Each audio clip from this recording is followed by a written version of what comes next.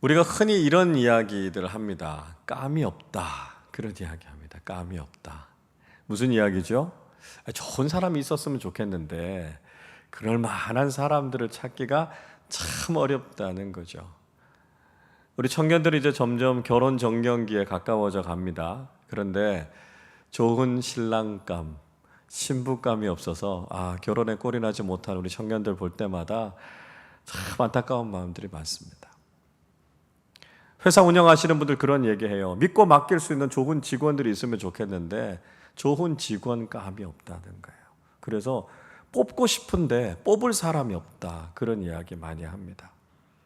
나라도 마찬가지 아닙니까? 지도자를 세우려고 하는데요. 지도자감이 없어서 도대체 누구에게 투표를 해야 되나 고심하는 일들이 점점 많아지고 있습니다. 그런 것을 보면 우리 공동체 속에 또 이 나라와 이 민족 속에 정말 지도자감이 많다라고 하는 건 굉장히 큰 축복이죠. 인재 풀이 많고 다양하다. 굉장히 큰 복이라고 할 수 있습니다. 교회도 마찬가지 아니겠습니까? 요즘 그런 이야기해요. 목회자들이 좋은 사역지를 찾아가고 싶은데 사역지가 별로 없다. 그런 이야기를 합니다. 좋은 교회 가서 열심히 잘 사역하고 싶은데 그런 좋은 교회를 만나기가 하늘의 별 따기 같다. 그런 이야기합니다. 근데 가만히 또 상황을 살펴보면요, 그 반대의 경우도 있어요. 교회들마다 좋은 목회자들을 모시고 싶은데 정말 존경하고 따를 만한 좋은 목회자들이 잘 없더라는 거예요. 그러니까 정말 우리가 믿고 내 신앙 부분을 좀 맡기고 좀 지도를 받고 싶고 이런 목회자들을 찾는데 목회자들의 숫자는 굉장히 많은데 그렇게 믿고 존경할 만한 목회자들을 만나기가 쉽지 않다. 그런 이야기합니다. 그러니까 그런 면에서는 전 우리 교회가 참 복이 많다고 생각해요. 왜냐하면 우리 교회 섬기던 목회자들 한국교회 어디를 내놔도요 손색이 없을 만큼 정말 훌륭한 분들입니다. 그래서 여러분들이 정말 목사님들 좀 가까이 하시고 우리 전사님들 가까이 하시면서 신앙교육을 여러분 잘 받으시면 좋겠어요. 교회에서도요 리더로 섬길 수 있는 좋은 일꾼들이 좀 있었으면 좋겠는데 일꾼들 찾기가 그렇게 쉽지가 않습니다. 여러분 어떤 교회가 좋은 교회입니까? 건물이 막 화려하고 큰 교회요? 교인 수가 많고 막 재정이 빵빵한 교회요? 물론 좋은 교회일 수 있죠. 그러나 우리가 그것만 가지고 좋은 교회다 이렇게 이야기하기 어렵습니다. 어떤 교회가 좋은 교회입니까? 성숙하고요, 신실하고요, 성령 충만한 좋은 일꾼들이 넘쳐나는 교회. 그 교회 정말 좋은 교회입니다. 좋은 지도자들과 좋은 일꾼들이 많아야 좋은 교회다라고 하는 거죠. 인사가 만사다 이런 이야기는 모든 공동체에서 다 통하는 이야기입니다. 좋은 인재가 적재적소에 잘 배치되는 것 굉장히 중요한 일이죠. 나라도 마찬가지고요, 기업도 마찬가지고요, 교회도 마찬가지예요. 그래서 좋은 인재들이 그 자리에서 잘 자리 잡고 있으면 그 공동체는 발전 가능성이 많습니다. 지속 가능한 성장과 발전이 이루어지는 거죠. 미래가 굉장히 희망적으로 되는 겁니다. 그런 것들을 생각해 보면 교회가 어디에 집중해야 될까 하는 걸 알게 되죠. 교회가 정말 신경 써서 해야 될 일은요, 사람 키우는 일이에요. 사람을 세우고 성숙하고 좋은 지도자들로 세우는 일이 너무너무 중요하다라고 하는 것이죠. 그래서 우리는 어떤 사람들을 세워야 될 것인가? 어떻게 사람들을 세워야 될 것인가? 여기에 관심을 가지고 신앙생활을 해야 된다라고 하는 것을 알 수 있습니다. 자, 우리는 디도서 말씀을 살펴보고 있습니다. 지난주에 제가 3부에 설교를 하지 않아서 아마 디도서에 대한 개요들을 잘 못 들으셨을 텐데요. 제가 다시 다 얘기할 수는 없고 영상을 통해서 다시 한번 들으면 좀 도움이 되시리라고 생각이 됩니다. 사도 바울이요, 이 그레데라고 하는 섬에 오래 머물지 못했어요. 바울이 전도 여행을 떠나면서 이 그레데라는 섬에 잠깐 들렀는데 곧 그곳에서 떠나게 됐습니다. 근데 이 그레데 섬에 사는 사람들을 사랑하는 마음이 바울에게 아주 특별했거든요. 그래서 이 그레데 섬을 떠나면서 이 사람들에게 선물을 주고 가야 되겠다 생각을 한 겁니다. 그 선물이 뭐냐 하면 자기가 정말 사랑하는 제자 디도를 그 그레데 섬에 남겨두기로 한 것이죠. 자, 디도를 왜 그 섬에 남겨두었을까요? 그 이유에 대해서 5절이 이야기하고 있습니다. 우리 5절을 한 번 더 같이 읽어보겠습니다. 내가 너를 그레데에 남겨둔 이유는 남은 일을 정리하고 내가 명한 대로 각 성의 장로들을 세우게 하려 함이니 말씀합니다. 바울이 전도 여행을 떠나면서요, 디모데, 디도 이런 아주 좋은 제자들을 데리고 같이 다녔습니다. 그러다가 이 디모데라고 하는 제자는 에베소에다 남겨두었고요, 이 디도라고 하는 제자는 그레데 섬에 남겨두었습니다. 그리고 이 디도를 그레데 섬에 남겨준 이유에 대해서 두 가지를 이야기합니다. 하나는 남은 일을 정리하기 위해서다, 이렇게 이야기하고 있습니다. 그러니까 바울이 그레데 섬에 오래 머무르지 못했다고 말씀드렸잖아요. 그러니까 거기서 교회를 개척하고 막 여러 가지 사역들을 시작을 했는데 끝을 못 맺은 거예요. 그리고 그것을 떠나와야 되니까 내가 시작한 일들을 디도가 잘 마무리했으면 좋겠다, 그렇게 그 일을 맡기고 떠나온 거예요. 자, 어떤 일들이었겠습니까? 이단들의 공격들이 있었겠죠. 그래서 거짓되고 이 이단들의 공격에 대해서 교회가 잘 대처할 수 있도록 건강한 교리로 교회를 잘 세우는 일들, 이거 부탁했을 겁니다. 또 체계적으로 신앙교육하는 일들 맡겼겠죠. 조직과 행정을 잘 갖춰서 교회다운 교회를 세우는 일, 그 일을 맡겼던 겁니다. 이 일에는요, 디도가 적임자였거든요. 그래서 바울이 오면서 디도를 남겨놓고 내가 못다한 일들을 잘 마무리해 주렴, 이렇게 디도에게 부탁하고 그레데를 떠나온 것입니다. 또 다른 한 가지 이유는요, 각 도시에 장로들을 세우기 위함이다, 이렇게 이야기하고 있습니다. 그레데 섬이요, 우리나라 제주도의 한 4.5배 정도 되거든요. 크레타 섬입니다. 그러니까 꽤 큰 섬이죠. 그러니까 이 그레데 섬 안에 여러 도시들이 있었겠죠. 그래서 바울과 디도가 그곳에서 여러 교회들을 개척하고 세우고 했습니다. 근데 이제 바울은 떠나게 됐고요, 디도도 혼자서 그 넓은 지역에 그 많은 교회들을 다 돌볼 수 없으니까요, 그 교회를 섬길 수 있는 영적인 지도자들, 그러니까 장로들을 세우는 일을 부탁했다는 것입니다. 이 장로라고 하는 헬라어 단어 프로스비테로스라고 하는 말은 연장자, 지도자, 목사, 그런 뜻을 가지고 있습니다. 이 비슷한 단어는 여러 가지가 나오는데요, 특히 이 목사라고 하는 말로는 원래 헬라어로는 포이멘이라는 단어가 있어요. 또 7절에서 보시면 감독이라는 게 나오지요. 에피스코포스라고 하는 말인데요, 이게 원래 목사, 목회자라는 말입니다. 근데 여기서 장로라고 이야기하고 있는 것은요, 이런 핵심적인 영적인 지도자들을 다 포함하고 있는 것을 가리켜서 장로, 이렇게 이야기합니다. 자, 우리 교회가 어느 교단에 속해 있는지 여러분 아세요? 우리 교회에서 신앙생활을 오래 했는데도 우리 교단이 어디지 이렇게 물어보면 잘 모르세요. 그래서 여러분 좀 아실 필요가 있어요. 우리 교회가 속해 있는 교단은 대한예수교 장로회 통합측 교단에 속해 있습니다. 통합측 교단. 우리 교단 마크는 아시죠? 들어오시다 보면 우리 교회 앞에 마크가 새겨져 있습니다.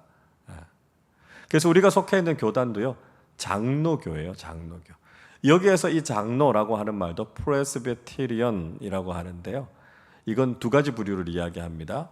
하나는 가르치는 일과 치리하는 일, 다스리는 일을 함께하는 목사 한 부류가 있고요, 그 다음에 이 다스리는 일, 치리하는 일만 담당하는 장로, 장로님들 계시잖아요.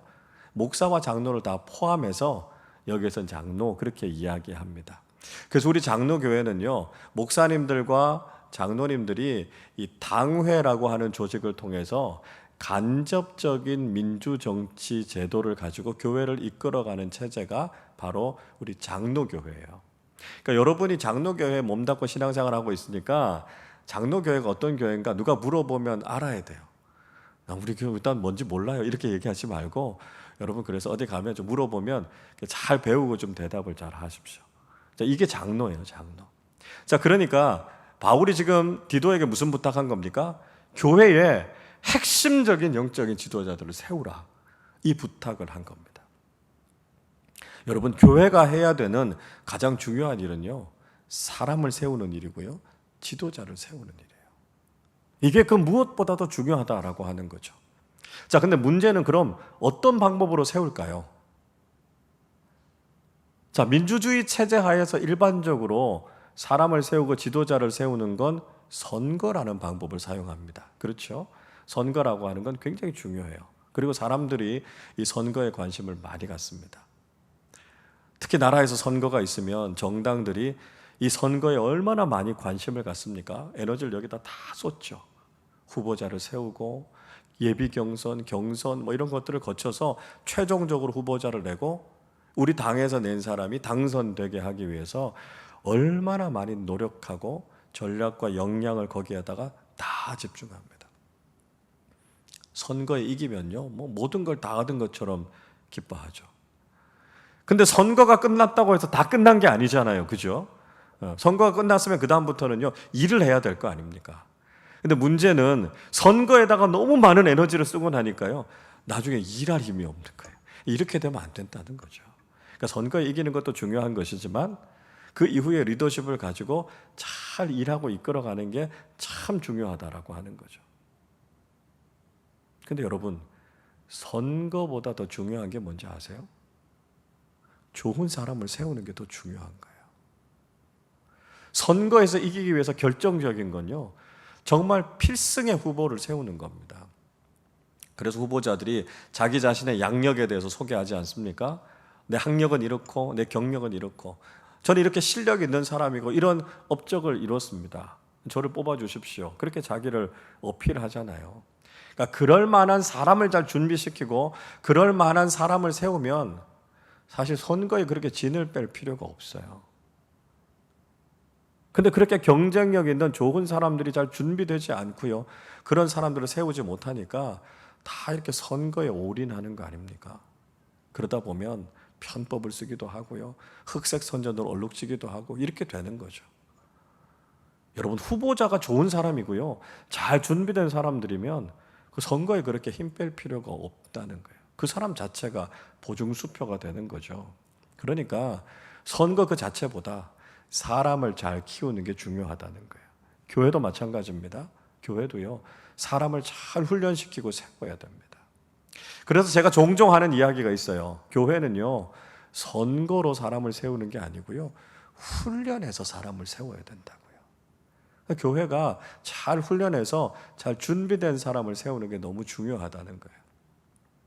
간혹 보면 교회들에서도 이렇게 사람 지도자들을 세우는데 선거가 좀 이렇게 과열되는 경우들이 있습니다. 그러다 보면 선거하는 게 별로 좋지 않은 것 같아요. 성경 보니까 제비 뽑기 하던데 선거보다는 제비 뽑기가 더 성경적인 방법 아닙니까? 이렇게 이야기하시는 분들이 있어요. 여러분 생각 어떠십니까? 선거는 사람의 선택이고 제비 뽑기는 하나님의 선택이니까 그렇게 해야 더 성경적인 교회입니다, 이렇게 말씀하시는 분들이 있어요. 실제로 성경을 읽어보면 그렇게 제비 뽑기를 통해서 지도자를 세우는 장면이 나오거든요. 가룟 유다가 예수님을 배반하고 예수님의 제자가 되는 데서 실패하지 않습니까?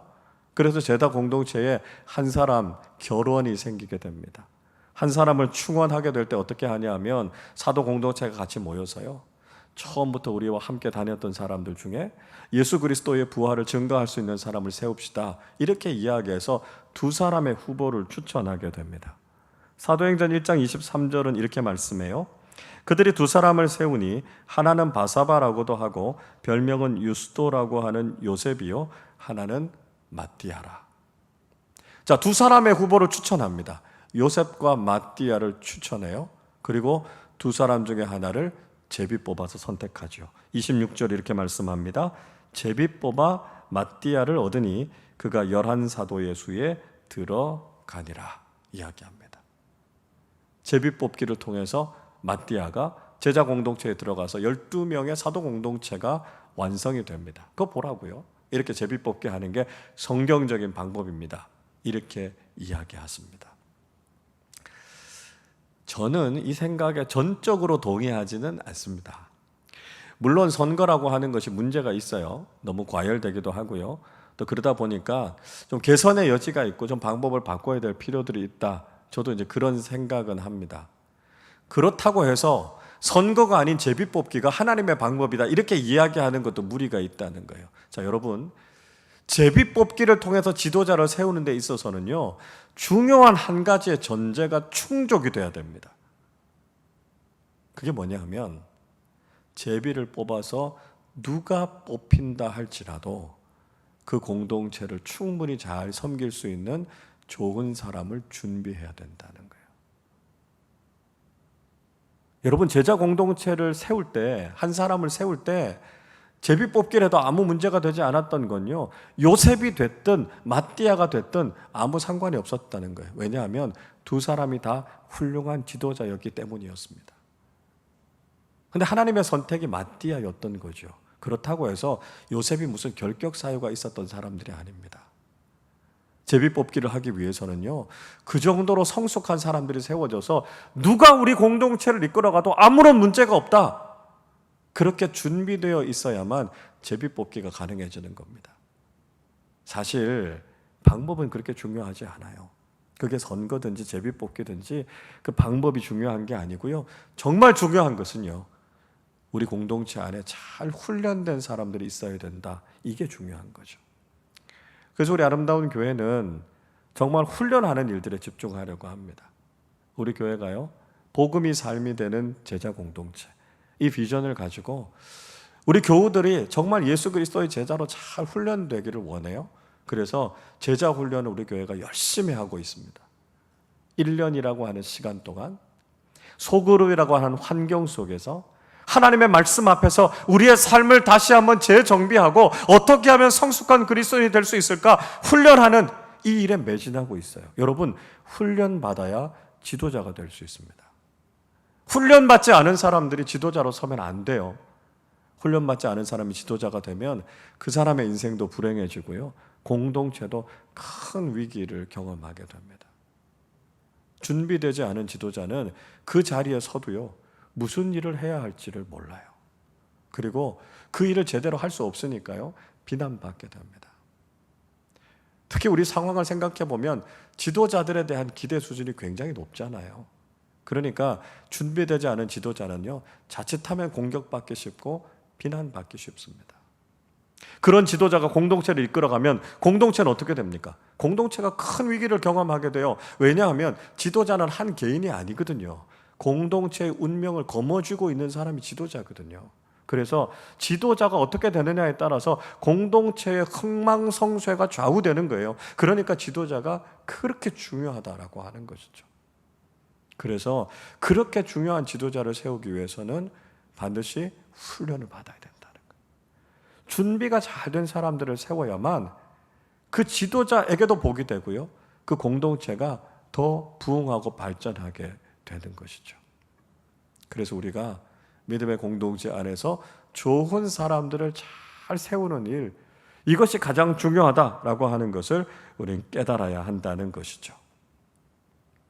자, 그러면 어떤 사람을 우리가 지도자로 세워야 될까요? 자, 오늘 본문의 말씀에 보면 장로와 감독들에 대한 자격 조건들이 나오고 있죠.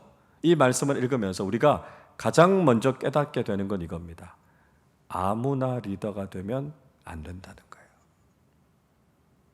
자, 오늘 장로와 감독들에 대한 자격 조건이 나오는데요, 얼마나 구체적으로, 얼마나 다양하게, 얼마나 많은 조건들이 나오는지 모릅니다. 자, 이런 조건들을 일일이 다 열거하고 있는 이유는 뭘까요? 아무나 되면 안 된다는 거예요.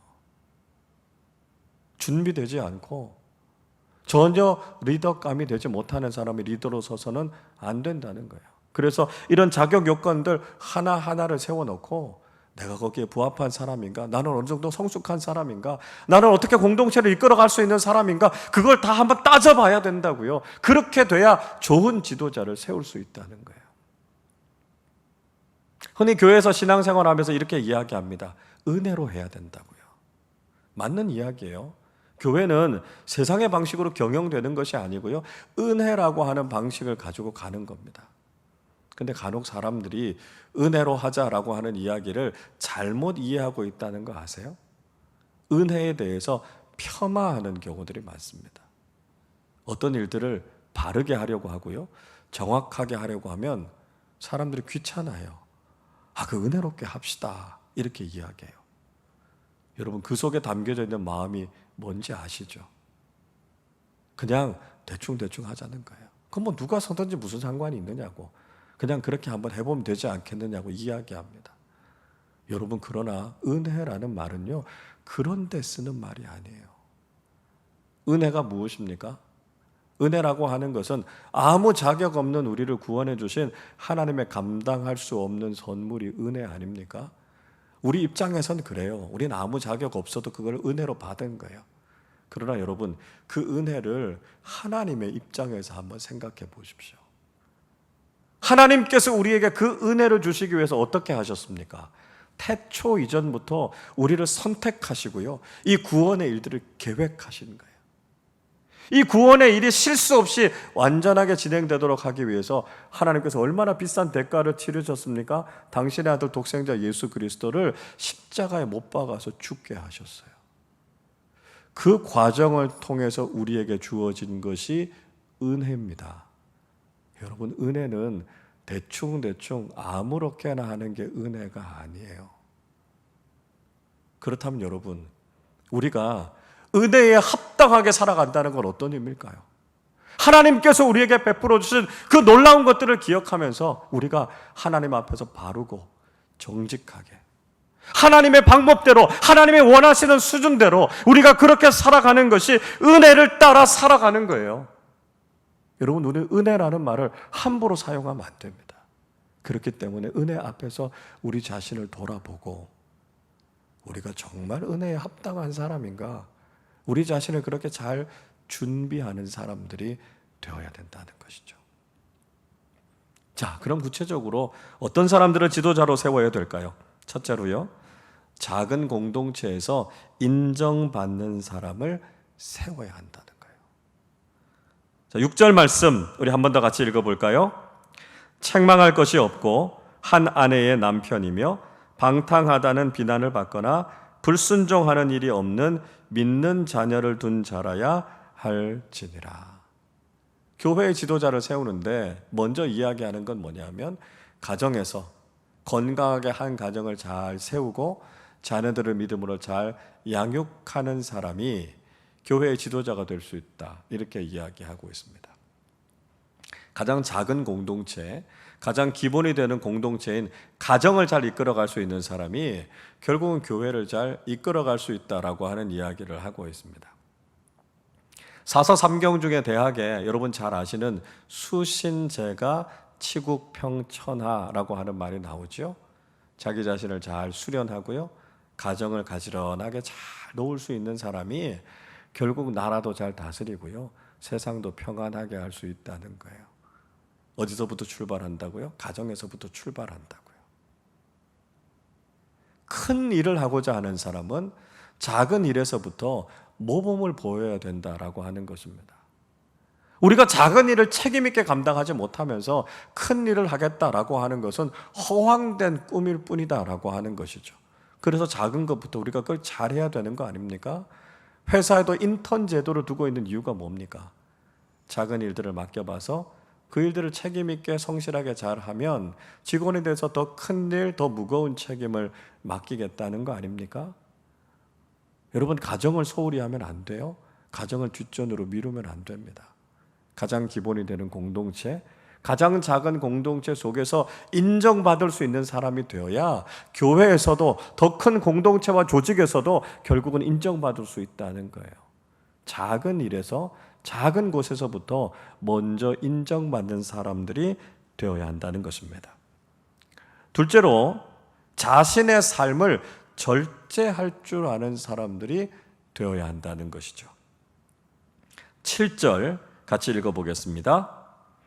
감독은 하나님의 청지기로서 책망할 것이 없고 제 고집대로 하지 아니하며 급히 분내지 아니하며 술을 즐기지 아니하며 구타하지 아니하며 더러운 이득을 탐하지 아니하며. 감독, 교회의 지도자가 되는 사람은 하나님의 청지기라고 하는 정체성을 잊어버리면 안 된다는 거죠. 그래서 세상 사람들로 하여금 비난받거나 책망받아서는 안 된다는 거예요. 교회의 지도자가 되는 사람이 흠결이 있어서 세상 사람들에게 비난을 받는다면 어떻게 지도자가 될 수 있겠느냐라고 하는 것이죠. 세상적인 기준에서도요, 탁월한 사람들이 돼야 된다고요. 그리고 하지 말아야 될 것들에 대한 이야기하죠. 고집 부리면 안 된다고요. 급하게 화내면 안 된다고요. 술을 즐기면 안 된다고요. 다른 사람들을 때리면 안 되고요. 불이한 이득을 탐내면 안 된다고요. 이런 것들 하나하나 자신의 삶을 절제할 수 있는 사람이 돼야 좋은 지도자가 될 수 있다는 거죠. 8절에서도 이야기하죠. 신중하고 의로우며 거룩하고 절제하는 사람이 돼야 한다고요. 자신의 삶에 있어서 책임질 수 없는 사람, 자기 자신을 절제할 수 없는 사람, 자신의 삶에 철저하지 않은 사람은 공동체의 지도자가 될 수 없다는 거예요. 다른 사람을 이끌어가기 전에 먼저 자기 자신의 삶을 잘 이끌어가는 사람이 돼야 된다는 것이죠. 그래서 리더십에 있어서도요, 가장 기초는 셀프 리더십입니다. 자기 자신과 바른 관계를 맺는 거예요. 자기를 객관적으로 볼 수 있어야 되고요. 자기의 삶을 잘 리딩할 수 있는 사람이 돼야 다른 사람과 공동체를 이끌어갈 수 있다는 거예요. 자기 자신과의 관계도 깨져버리고요. 자신의 삶도 절제하지 못하면서 어떻게 좋은 리더가 될 수 있겠습니까? 유명한 연예인들이요, 스캔들로 넘어지는 거 여러분 보시잖아요. 술이나 마약 이런 것들 절제하지 못해서 결국 자기 인생이 망가져버리는 거 보지 않습니까? 기본은요, 자기 절제예요. 내 삶에 있어서 책임 있게 살아갈 수 있는 사람이 리더가 될 수 있다는 것이죠. 셋째로, 선한 마음으로 행동하는 사람이 되어야 된다는 것입니다. 8절 같이 읽어보겠습니다. 오직 나그네를 대접하며 선행을 좋아하며 신중하며 의로우며 거룩하며 절제하며. 지도자가 되려고 하는 사람들은요, 나그네를 대접하기를 좋아해야 된다고요. 그리고 선행을 좋아하는 사람이 되어야 된다고요. 그러니까 지도자가 되려고 하는 사람은 마음에 선한 마음을 품어야 되고요. 그것이 삶을 통해서 나타나야 된다는 것입니다. 그걸 기쁨으로 할 수 있는 사람이 되어야 된다는 것이죠. 다시 말씀드리면 신앙을 삶으로 증명하는 사람들이 되어야 한다는 것입니다. 좋은 지도자들은요, 선행을 행하기를 기뻐해요. 교회 안팎에서 봉사하고 섬기의 삶을 사는 것을 기뻐합니다. 그리고 세상 속에서 선한 영향력을 미쳐요. 좋은 일에 기부하고 입양하는 일들을 하고 사랑을 나누고 복지기관에서 섬기고 이런 일들이 기쁨이 된다는 거예요. 그 마음속에 선한 마음을 품고 있고요. 그 선한 마음에서부터 선한 행실이 드러나는 것이 늘 기쁨이 된다는 거예요. 이런 사람들이 지도자가 되어야 한다 말씀하고 있습니다. 자, 그런데 바울은 오늘 이 말씀을 마무리하면서 마지막 한 가지 영적인 지도자들에게 있어서 가장 중요한 원칙에 대해서 이야기하고 있습니다. 9절 말씀을 우리 같이 읽어보겠습니다. 믿분 말씀의 가르침을 그대로 지켜야 하리니 이는 능히 바른 교훈으로 권면하고 거슬러 말하는 자들을 책망하게 하려 함이라. 아멘. 자, 바울이 무슨 이야기하고 있습니까? 믿분 말씀이요, 신실하신 하나님의 말씀으로 가르침을 받고 그 말씀으로 삶을 살아가고요, 그 말씀을 가지고 다른 사람을 권면할 수 있는 사람들이 돼야 한다는 것이죠. 사실 앞에서 살펴봤던 자격 요건들은요, 세상의 지도자들과 별로 다르지 않아요. 그렇죠? 세상의 지도자들을 세울 때도 이런 이야기들을 합니다. 이런 모습을 잘 갖추고 있으면 세상에서도 좋은 지도자들이 될 수 있겠다 이렇게 생각한다는 거죠. 자, 이것만 이야기하면 우리가 무슨 오류에 빠지게 되냐면요, 세상에서 좋은 지도자는 교회에서도 좋은 지도자가 될 수 있겠다 이렇게 오해할 수 있다는 거예요. 세상에서 유능한 사람이라면 교회 안에서도 지도자가 될 수 있겠다 이렇게 생각한다는 거예요. 그러나 아니라는 거죠. 교회 공동체 안에서 영적인 지도자가 되기 위해서 가장 중요한 건 뭡니까? 하나님의 말씀으로 자신을 채우는 사람이어야 한다는 것입니다. 하나님의 말씀으로 가르침을 받고 그 하나님의 말씀에 순종하고 하나님의 말씀이라면 겸손하게 그 말씀 앞에 헌신할 수 있는 사람이 영적인 지도자라는 거예요. 물론 이런 세상적인 조건들도 다 필요합니다. 그러나 이 모든 것보다도 가장 중요한 것은 하나님의 말씀을 통해서 하나님의 뜻을 알고 그 하나님의 뜻에 자기 자신을 헌신할 수 있는 사람이 진정한 영적인 지도자가 될 수 있다는 것이죠. 여러분, 교회는요, 사람 세우는 일을 해야 합니다.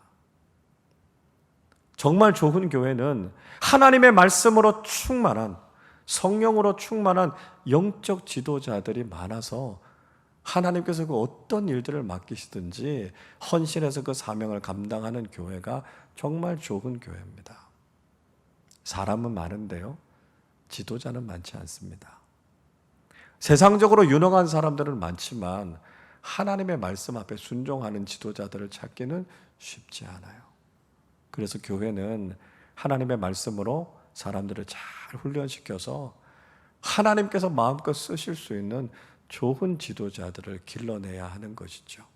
그리고 신앙생활하고 있는 우리 모두의 관심도 정말 주님의 신실한 제자가 되어서 주님께서 쓰시고자 할 때 우리 자신을 들여서 쓰임 받는 것, 이것이 우리 신앙생활의 목표가 되어야 하는 것이죠. 이 자리에 있는 여러분 모두가 하나님께서 귀하게 잘 사용하실 만한 귀한 영적인 지도자들로 서실 수 있기를 바랍니다. 우리 교회를 통해서 하나님께서 잘 준비된 귀한 일꾼들, 제자들을 세워주셔서 주님 앞에 더 귀하게 쓰임받는 우리 아름다운 교회 공동체가 될 수 있기를 바랍니다. 그래서 하나님께서 우리에게 믿고 맡겨주신 귀한 사역들, 귀한 사명들 잘 감당해서 하나님 앞에 큰 영광을 올려드리는 우리 모두가 되시기를 주님의 이름으로 축원합니다.